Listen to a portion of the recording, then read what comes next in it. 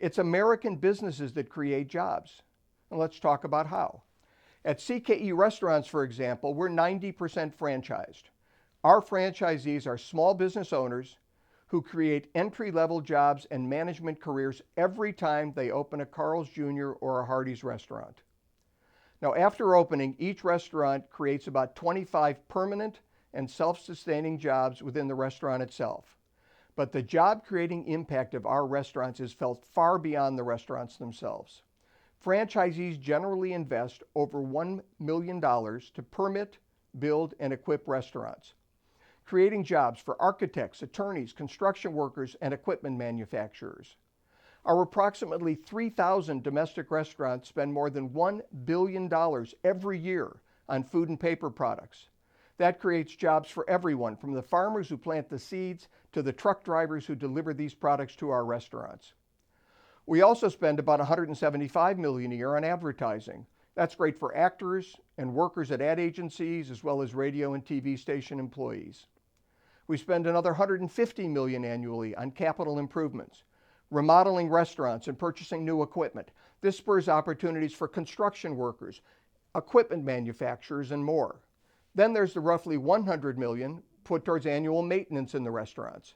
That provides jobs for window washers, air conditioner repairmen, and landscapers. These workers in turn spend their incomes on food, clothing, housing, medical care, education, and entertainment, supporting even more jobs. The more restaurants we build, the more jobs and the more growth we create in local economies. Collectively, with our franchisees, CKE provides employment directly for more than 75,000 people in the United States and supports jobs for tens of thousands of others outside of our restaurants. Think of these ancillary jobs as concentric circles of job creation that emanate from each of our restaurants. This incredible engine of economic growth applies to every part of the American economy, whether it's Ford or Apple or Caterpillar or Walmart or Coca-Cola. The web of job creation is the same and overlapping. So if elected officials want to solve the problem of too few jobs for working class Americans, limiting their path to the middle class, the solution is very simple.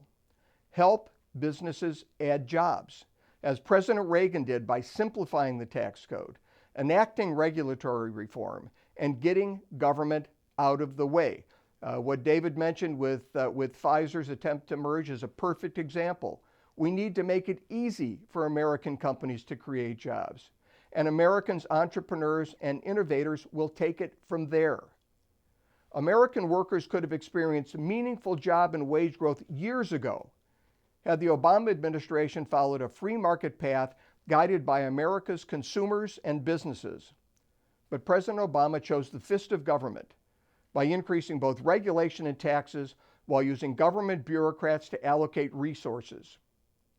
Their approach has caused American workers to suffer through the feeblest economic recovery since the Great Depression, and we stand here today weakened economically. Should we face another financial crisis, and if we elect Hillary Clinton and Bernie Sanders, I can pretty much guarantee you that's exactly what we'll face, and the policies will not change.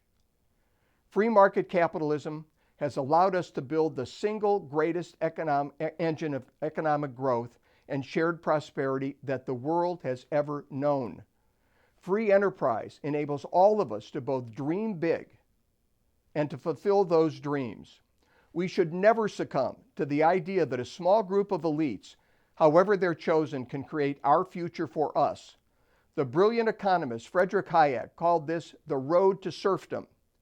That's the very road my grandfather came to America to avoid. History's shown there's only one road: to empower consumers, inspire innovation, create opportunity, and restore America's economic vitality, and that's the free enterprise system.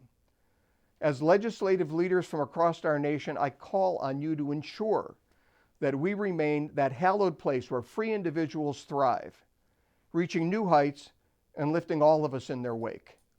I implore you to diligently and faithfully work to implement policies that will protect liberty, affirm our economic freedom, and ensure that the promise of a better tomorrow, and to do so as if our future and that of our children depended on it.